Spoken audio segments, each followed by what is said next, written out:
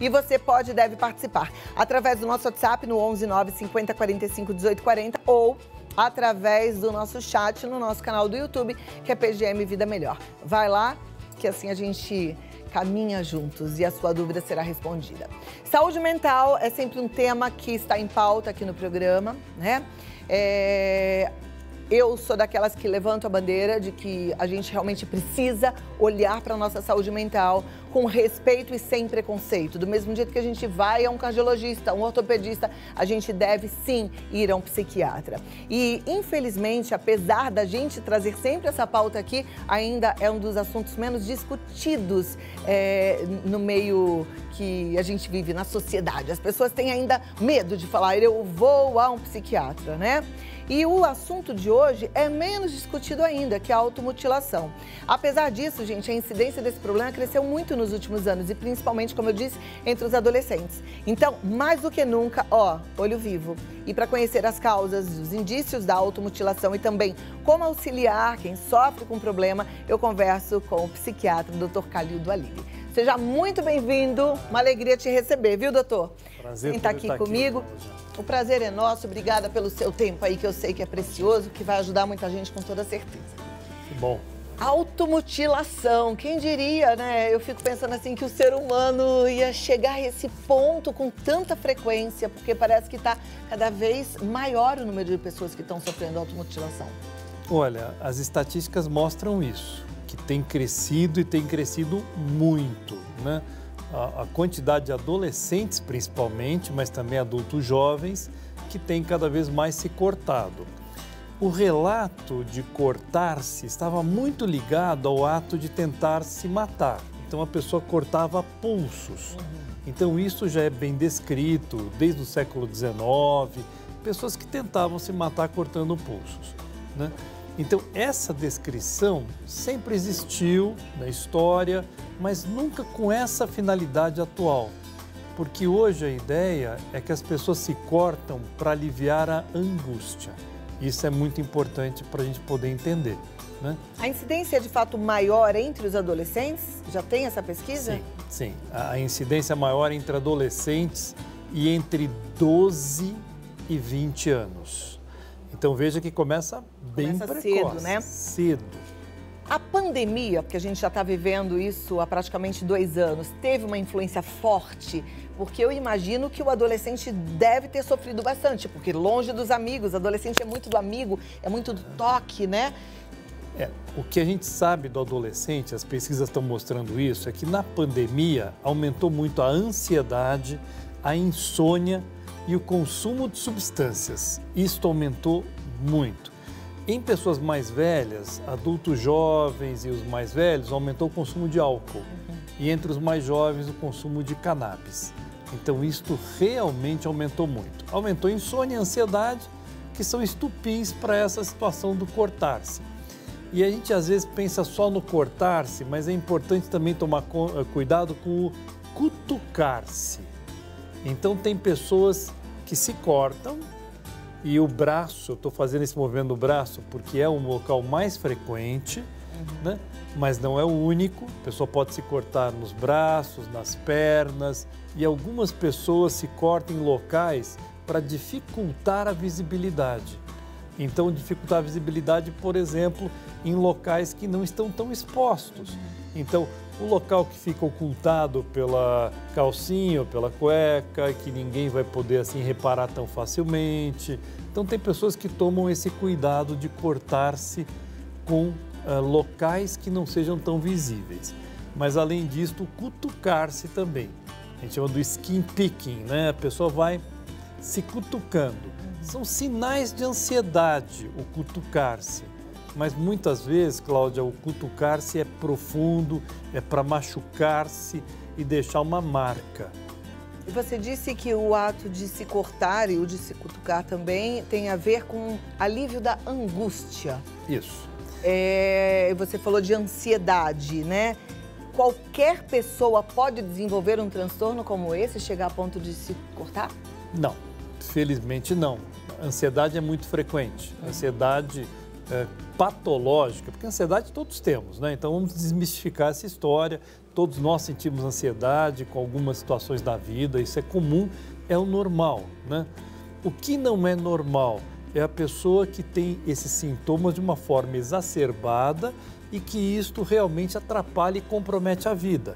Crises de pânico, crises de ansiedade, ansiedade que impede que essa pessoa saia, que essa pessoa faça alguma coisa. Então, esta ansiedade exagerada, ela é danosa para a pessoa e aí é patológica.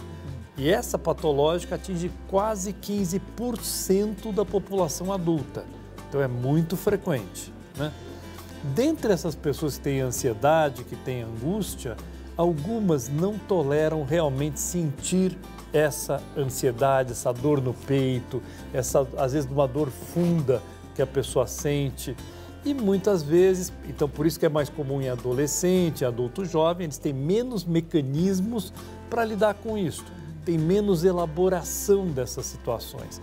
Então eles acabam usando um subterfúgio que naquele momento alivia a angústia. E eles contam isso, que quando ele se corta, ele não sente a dor do corte. Você imagina, né? Eu vou pegar uma gilete, um estilete e vou cortar meu braço. Nossa, que dor, né?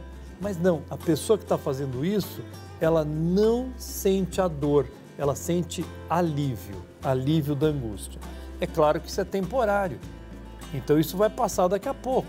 Então daqui a pouco ele irá se cortar novamente, porque ele não lidou com as razões dessa angústia, com essas coisas todas. Quando a gente te ouve falando assim, me parece que é algo passageiro. É passageiro ou o ato de se cortar está ligado a alguma doença da mente? Então, ele está ligado basicamente a essa situação de angústia daquele momento e o alívio daquela angústia. Existe uma patologia em especial que ela é muito caracterizada pela pessoa cortar-se frequentemente, machucar-se em relacionamentos, machucar-se em várias formas na vida, inclusive o físico. Que aí é um tipo de personalidade que esse, então, exige mais cuidado ainda, porque é um tipo de personalidade que a gente chama de personalidade de borderline. Este é uma personalidade muito intensa, muito de relacionamentos intensos, de grandes arroubos na vida, de grandes coisas. Então, esse tipo de personalidade, ele também é caracterizado pelo machucar-se com muita frequência. Mas o machucar-se não é só físico, hein? Essa pessoa se machuca nos relacionamentos, nos trabalhos que ele desenvolve, em todos os tipos de relacionamento. Então, ele é uma pessoa muito intensa e que causa muito dano a ela. Então, são duas coisas distintas. Até bom a gente tocar nesse ponto, Exatamente. Porque as mães... hoje em dia já fala-se bastante de borderline, né? Sempre alguém conhece alguém que tem, enfim. Claro. E as mães ficam apavoradas quando tem um episódio do filho, da filha se cortando, já pensa, será que tem a personalidade borderline? Porque aí, como você mesmo disse, precisa de um cuidado, de uma atenção maior. Mas então, não é. Podem ser coisas distintas. Podem. Por isso nós temos que detectar precocemente, né? A personalidade borderline é alguma coisa muito mais complexa do que apenas o ato de cortar-se. Geralmente se faz o diagnóstico na hora que essa pessoa se corta. Então isso aí ficou muito associado ao borderline se corta. Isso é um pedaço dos borderline. É um transtorno de personalidade que é marcado por uma pessoa intensa com grande comprometimento da sua vida. Exatamente que imagina, alguma coisa muito quente queima, né? Então essa pessoa explode, estoura, essa pessoa tem muitos comprometimentos o tempo todo. E isso é muito delicado no borderline. Ele é maior do que o ato de cortar-se. Cortar-se é um pedacinho dessa história. O ato de cortar-se pode ser para chamar a atenção ou está sempre ligado a alívio da angústia? Responde daqui a pouquinho, tá bom? Tem gente que fica assim, né? Será que quer chamar atenção? Ah, tá carente, tá querendo aparecer, tá fazendo uma manipulação. Às vezes tem filho que acha que não pode sair de casa, aí de repente tem algumas atitudes para chamar a atenção dos pais. Vamos lá, doutor Calildo Alibe. Um adolescente, um jovem, pode se cortar para chamar a atenção como um processo de manipulação? Pode, sem dúvida, e aí são aquelas pessoas que vão se cortar em locais mais visíveis, né? Então, geralmente, o braço é um lugar visível, não vai conseguir ocultar o tempo todo, né? E geralmente é um corte mais superficial. Então, depois de alguns dias já está cicatrizado, não vai deixar marcas, né? É um pouco diferente realmente do borderline, né? Em que isso é mais intenso. Então, o corte é mais profundo, muitas vezes precisa tomar ponto, não deixará cicatrizes. Então, tem até técnicas de cirurgia plástica que foram desenvolvidas para ocultar essas lesões, né? Porque como são vários cortes geralmente paralelos, existe uma técnica de cirurgia plástica para isso, que chama zetaplastia. Eles fazem um Z e eles tentam minimizar isto, né? Os plásticos fazem coisas fantásticas. Realmente, porque depois é uma marca para o resto da vida, né? Com certeza. Com o passar do tempo, a personalidade borderline vai sendo amenizada? Eu acredito que essa angústia do adolescente vai, né? Com o desenvolvimento do tempo, das vivências que essa pessoa vai tendo, os quadros de personalidade, eles vão melhorando no sentido de que a gente vai aprendendo, se desenvolvendo, a vida vai ensinando muita coisa pra gente, né? Com exceções, porque tem os velhos rabugentos, né? Mas tem gente que se nega a crescer, a amadurecer, né? E fica raivoso, e fica chato, não é assim? Mas, infelizmente, mas o normal é a gente ir ajustando, evoluir. Poder evoluir. Qual que é o tratamento num quadro de automutilação? O que os pais devem fazer quando eles percebem? Então, isso é muito interessante, que a primeira coisa é os pais perceberem o quanto antes. Então, estarem próximos, que é o que a gente mais tem que fazer com o filho, né? É estar próximo em todos os sentidos. Se não vai bem na escola, geralmente a escola manda um e-mail, avisa de algum jeito, você vê uma nota. E quando essa pessoa não está indo bem na vida, né? Nos relacionamentos, nas angústias, então nós precisamos estar próximos. É o exercício de estar próximo. Acho que isso é a paternidade, a maternidade. Nós temos que estar próximos, né? Então, dividir com essas angústias dos filhos, perceber isso o mais precocemente possível e, a partir daí, procurar um profissional, né? Então, eu sempre sugiro a primeira ida a um médico. Então, primeiro ir a um médico. O médico pode ser o pediatra, pode ser um ebiatra, ou pode ser o clínico da sua confiança.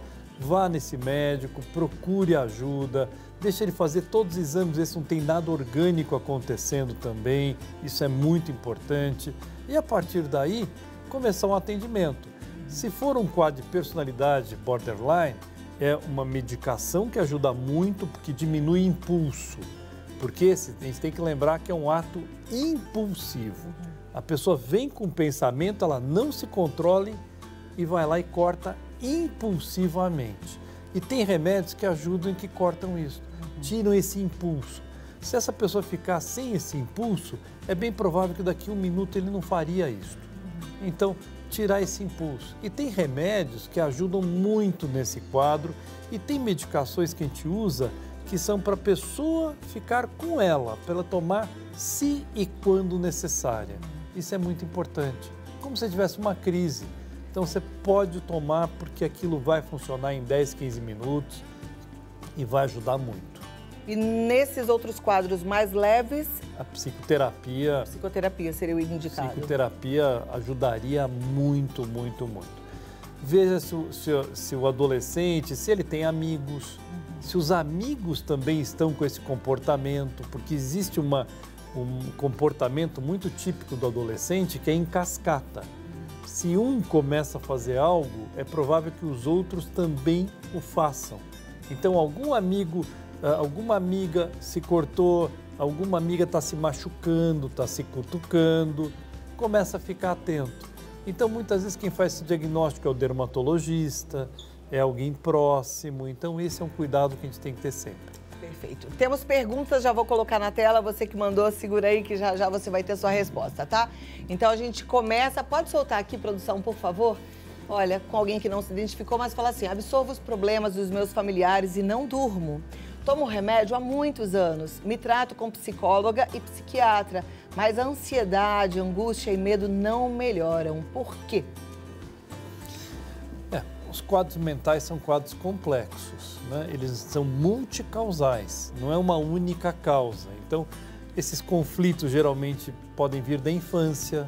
Tem os estresses da infância, que acontecem na infância, eles são muito marcantes para as pessoas. Então, isso pode afetar até o DNA. Então, a gente sabe hoje que uma vivência mais traumática lá da infância, situações abusivas, e não é só abuso sexual, é um abuso emocional que é muito impactante, é todo o desenvolvimento de personalidade. Tudo isso ajuda muito a formar a nossa personalidade e às vezes demora muito tempo para que a gente possa se tratar adequadamente. Mas a pessoa me parece que está indo no caminho correto, está com uma terapia, está com um médico, psiquiatra, então siga o atendimento, siga o seu tratamento, se não está ótimo, volte ao seu psiquiatra, converse com ele, veja se ele pode te ajudar a ajustar. O tratamento na psiquiatria, raramente a pessoa dá um tratamento que tem que ser seguido por X dias e acabou, como numa infecção de urina, por exemplo. Não. O tratamento ele é ajustado caso a caso, pessoa a pessoa. Ele tem que ser acompanhado de cada pontinho, Cláudia. E pode acontecer assim, de uma paciente estar medicada, tá tudo bem, e de repente aquele medicamento, ou ela começa a ter insônia, como ela está dizendo aqui, com aumento de ansiedade, mesmo tomando o medicamento, ou seja, no meio do caminho precisar mudar o medicamento ou ajustar a dose? Sem dúvida. Acontece. Sem dúvida, acontece muito frequentemente. Não é que a pessoa se adapte ao tratamento, mas é que essa pessoa às vezes precisa ser ajustada. Acontecem coisas mais na vida, aquilo não está sendo suficiente, você precisa trocar. Às vezes o medicamento não está sendo mais ajustado para aquela pessoa naquele momento. Então são ajustes que precisam ser feitos. Mas insônia é sempre um sinal de que alguma coisa não está indo bem, vale a pena procurar o médico e reavaliar. Tá, joia. Próxima pergunta então, vamos lá para a tela. Eu sou muito ansiosa e já me cortei muito. Tem alguma coisa que posso fazer para não me cortar mais? Estou cansada. Ela não se identifica. Olha, eu acho que a primeira ideia sempre é buscar um tratamento, né? E aí o tratamento ele nunca é só medicamento, ele é medicamento mais psicoterapia, mais uma medicação bombeiro, que eu vou chamar assim, que pode ajudar naquele momento. Então, é uma atitude mais complexa do que você está cansada, vamos modificar a vida, vamos mudar hábitos de vida. Então vamos colocar uma atividade física que produz endorfina, fantástico. Vamos melhorar a alimentação, com uma alimentação mais rica em coisas integrais, que fazem bem para o teu organismo, para a tua microbiota intestinal. Vamos ajudar também o remédio a nos ajudar, a psicoterapia a nos ajudar. Faça um esforço de mudança de vida, isso seria fundamental. Então, nós, se estamos cansados da nossa situação, vamos buscar ajuda para valer. Nada muda se você não mudar. Lembra disso. A mudança está em nós. Nada muda se você não mudar. É isso aí. Próxima pergunta é da Dulce. Como aconselhar uma adolescente de 12 anos que está com essa tendência em se cortar? Quais coisas ela pode estar fazendo para sair disso, além de procurar a psicologia? Eu imagino que seja alguém da família que está preocupada, né, com uma adolescente que está se cortando. Então, estar próxima, tentar dividir com essa pessoa o que está angustiando. Se a gente lembrar que a gente pensou em angústia gerando esse movimento de cortar-se, então, o que está realmente gerando angústia nesse adolescente, nesse pré-adolescente? Então, ficar junto, dividir as angústias, as questões todas, saber importar-se com o que está acontecendo, mas de verdade, não é só perguntar, é estar do lado. Você sabe que eu tive uma situação aqui com a minha filha. Minha filha teve uma situação delicada, chegou chorando da escola quando era pequena, uns 10 anos de idade. Eu não sabia o que tinha acontecido, ela veio no carro comigo, não quis me contar, eu respeitei. Depois cheguei em casa, ela foi lá no quarto dela, entrou no banheiro, fazer umas coisas, eu fiquei sentado. Ela me deixou 2 horas esperando, sentado no quarto, eu fiquei lá sentado no chão, esperando 2 horas até que ela saiu do banheiro. E aí ela sentou do meu lado e aí ficamos conversando um pouco e ela foi me contando. Então, tem que ter tempo, tem que estar do lado. Quantas vezes você já não fez isso? Você tem que estar do lado. Às vezes o mundo não nos permite isto, né? Se eu tivesse uma consulta, eu teria que sair correndo naquele sentido, mas era um dia que, felizmente, eu podia ficar um pouco a mais ali.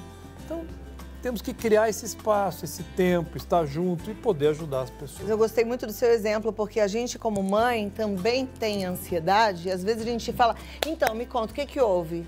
Não quero falar. Não fala, não quero falar. Tá bom, não quer falar, vai embora. Não, mas às vezes não precisa nem falar nada. Realmente, esse tempo, às vezes, é necessário, né? E a gente se organizar para isso. Aguardar o tempo do adolescente, que é diferente do nosso. Perfeito. Próxima pergunta, então. Minha filha tem 15 anos e está toda cortada, pulsos e barriga. Descobri este ano e ela já tomou 10 comprimidos de clonazepam. Não sei o que fazer. Eu tenho transtorno bipolar. Eu acho que essa colocação foi muito boa, porque às vezes não se fez um diagnóstico ainda dessa adolescente, mas ela pode ter um quadro bipolar. Então, levá-la ao médico, ser avaliada, ver se ela também não tem um quadro bipolar, porque algumas patologias psiquiátricas, às vezes elas só são detectadas mais para frente, com 20 e poucos anos, quando existe uma crise grande, mas já poderia ser detectado mais precocemente. Então, eu sugeriria que procurasse um psiquiatria infantil, existem na rede pública, existem nos convênios, é mais difícil, é mais raro, não é mais chato encontrar um bom profissional, mas vamos encontrar um bom profissional, fazer uma avaliação da sua filha.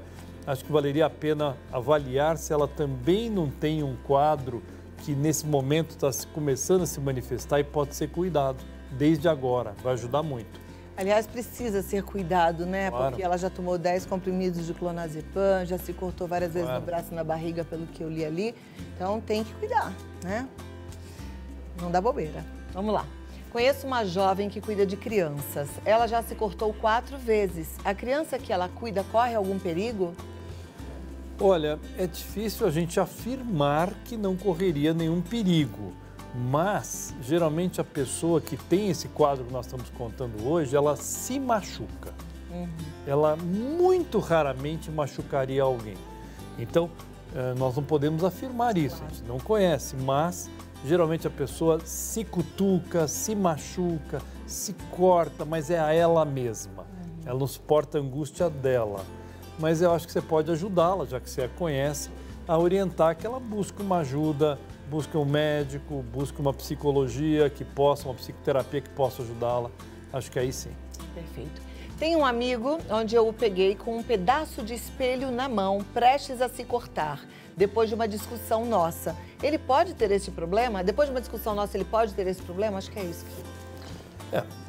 Geralmente, o que leva a pessoa a tomar uma atitude dessa, pegar um pedaço de vidro e se cortar-se, fazer alguma coisa desse tipo, geralmente está associada com momentos de angústia. Mas se você o pegou com aquilo na mão sem ter feito o ato, isso seria um bom sinal, no sentido de que ele conseguiu, naquele momento, controlar a angústia. Não posso afirmar que ele vai conseguir sempre se controlar, né? Agora, ela disse que foi depois de uma discussão, né? Ela falou, depois de uma discussão nossa. Também pode ser uma chantagem emocional, uma manipulação? Mas são coisas que a gente acaba não pagando para ver, né? Não dá para pagar para ver. Pode correr esse risco, mas eu acho que é uma situação difícil, limite difícil de ser avaliado. Mas se ela tem uma relação com essa pessoa, leve para um tratamento, leve para um acompanhamento. Se é amigo mesmo, a gente tem que ficar de olho, né? A hora de abraçar, pegar e levar no colo. Não quer ir, a gente leva.